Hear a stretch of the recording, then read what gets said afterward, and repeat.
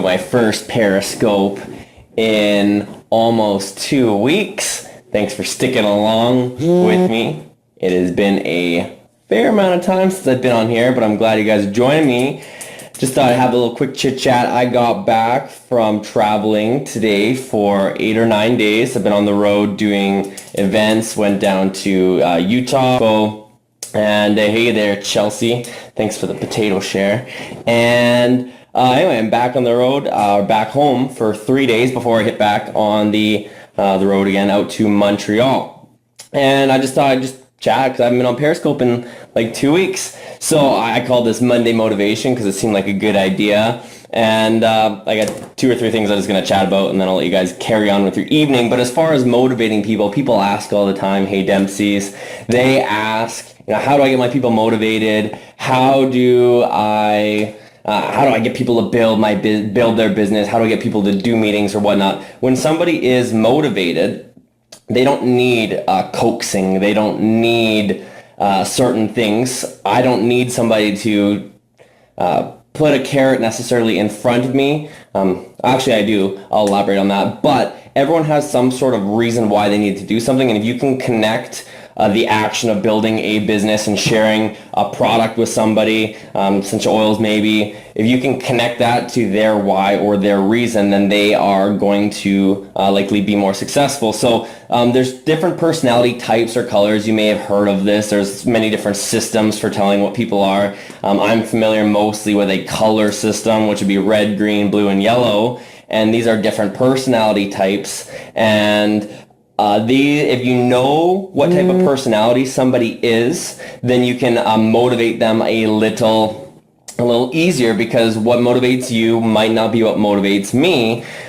Feel free to pop in while your color is on screen. But for me, I am a red, and then green, and then blue, and then like yellow, but not really, not a lot of yellow. I like people, but I filter through red, green, and blue way before I get to those. It's just, everyone's got some sort of a personality bias, you might say.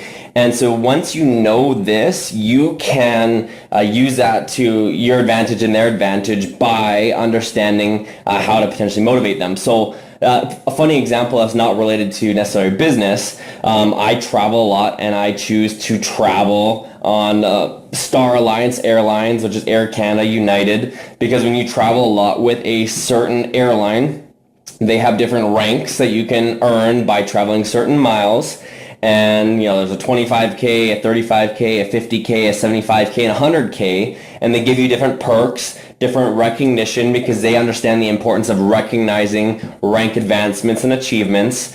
And to show you how competitive I personally am and how red I am, I'm at about 60,000 miles for the year, and it's getting close to the end of the year. And so I'm actually more motivated to travel and get on an airplane simply because I would want to get to the 75,000 or 100,000 K mileage marker. And all the reds in the room can understand probably where I'm coming from, and all the yellows are not getting it. So that's just how my brain works. The second there's a goal, there's an achievement to be had, I naturally gravitate towards it. I want to knock it out of the park. And I want to get to the top. I want to get to the top of the comp plan for Air Canada so I can get the top perks, and I can be a 100K flyer, and I'll do crazy things for it, like fly. If it gets to December 29th and I'm just a little weight, I'm probably just going to go hop on a flight somewhere and just enjoy myself and get some miles.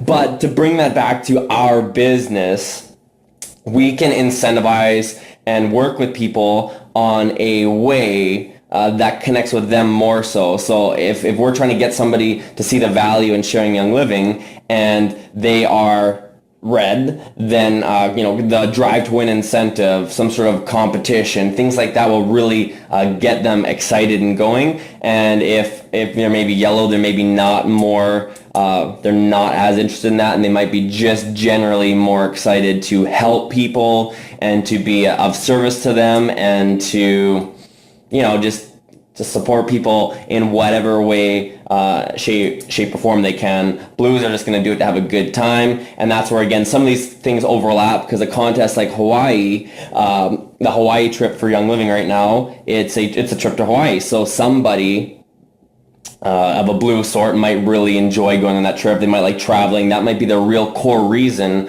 for sharing Young Living, is to travel more, and so that can be a big incentive for people. So different ways to motivate different types of people, and understanding that. And the more you do it, the better you'll get at it. You'll meet somebody and just how they carry themselves, how they talk, and things like that. You'll be able to kind of profile them, and it'll just happen naturally. And I'm not saying like you need to profile and put people in a box, but there is that definite personality bias, I would say, and that can help you out in your business. And then the last thing I'm going to talk about is just leading by example.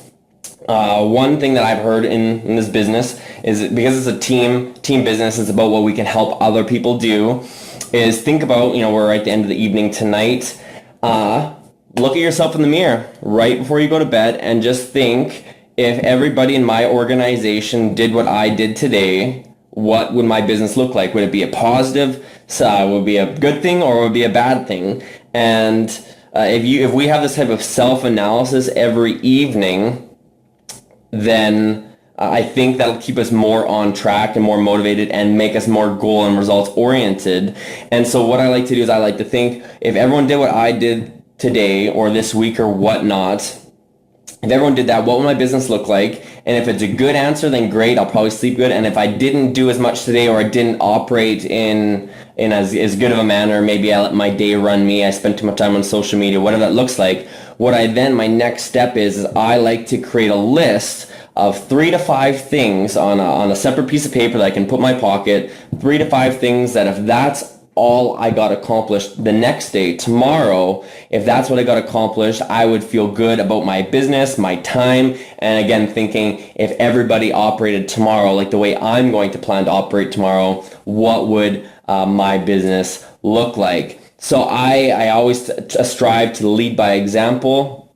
And if you're looking for a way to reboot your business, or if something feels like it's just slower and whatnot, I think that recruiting or enrolling new people into your business and starting a new business builder out pretty much cures any issue going on within an organization, especially if it's, you feel like something isn't growing like you want. I have had 3 new people join in the past 6 weeks. My goal personally is 2 to 3 every single month. And my goal is to enroll them, help them see the value in Essential Rewards, and then help them enroll somebody as soon as possible, and get them their first commission check.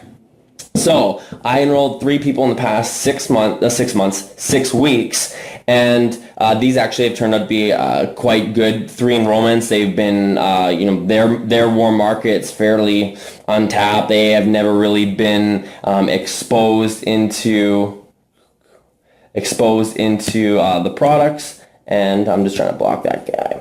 And so those 3 people in the past 6 weeks have also now enrolled cumulatively about 30 people. So my time and my effort has been leveraged, and my reach has really been expanded beyond those 3 contacts. And so my goal is to always lead by example, to be constantly in that process of bringing in new people, because then you stay connected to the process, you understand things, and it just generates a lot of positive momentum when you can start somebody and help them build some momentum right away. And so Young Living has a specific system. It's called SET, S-E-T, and that stands, S stands for Start Premium, so you're starting with a premium starter kit.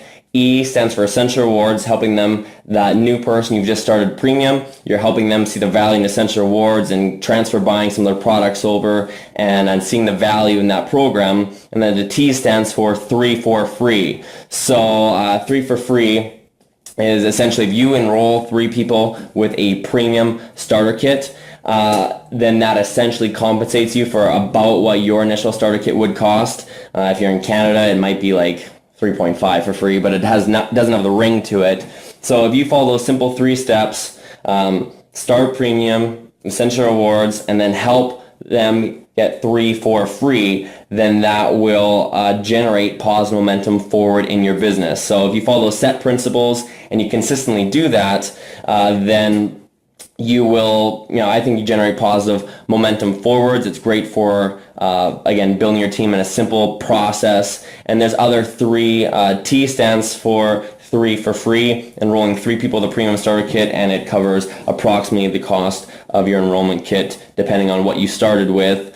And another 3-step process that we engage in on a daily basis, and we're trying to keep things as simple as possible, and we're trying to keep it so it can duplicate and that it would, it's just easier for somebody to share. So we got the set principles. We're helping people work their sets. I think, again, if you can complete 1 set every single month, or maybe you got 2 sets, we can really, it's a really easy terminology to stick with. But the other thing that we need to focus on every single day is using the product, recommending recommend the product to others, and recommend, and invite people to take a look at our business, at our product, particularly through a third-party tool. If you're inviting someone to take a look at your business, then you might use a book like 25 to Life, The 4-Year Career. You might use Rise of the Entrepreneur, Wake Up Call DVD. Or if you're inviting people to look at the product, you might use a product guide, a brochure, or you might be simply sharing an essential oil sample with somebody. So use the product,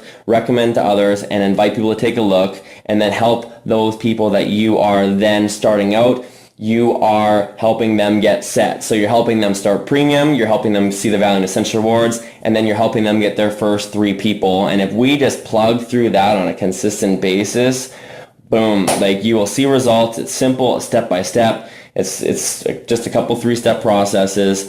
And again, if we just consistently do it for a duration of time, you'll see results. And I just encourage you to keep doing the meetings, connecting with people. I was in Vancouver this past weekend, going to Montreal this weekend for another set of meetings, and I just realized, that almost every single meeting that I've actually flown and done something for, or really gone out of my comfort zone and done a meeting somewhere, whether there's 20 people there or 200 people there, I can always go back and look at that meeting, and I normally have the ability to find at least one good potential leader, up-and-coming leader, or someone who's going to really champion our product and company into that region. So I just encourage you to don't give up, to consistently engage in those meetings, and don't judge how successful a meeting is by how many people show up, because I've done meetings where there's been nobody, where there's been 1 person, 2 person, and we've been really able to just generate momentum no matter how many people show up. But one of the big steps in that, of course, is to consistently do that. So follow that set principle, and you're also looking at using the product, recommending others, and inviting people to take a look. Those are 3 core foundations to any business, but specifically ours that we're involved in. And with the using of the product, I encourage you, if you're starting a business and you're treating it like a business, then you would want to use the products.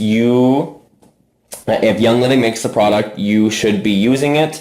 If someone came over to your house, if you owned a traditional franchise, whether it's maybe you own a beauty franchise and you have beauty products, if someone came over to your house, you would have I'm gonna block you. You would have those products in your house. You wouldn't have other products kicking around.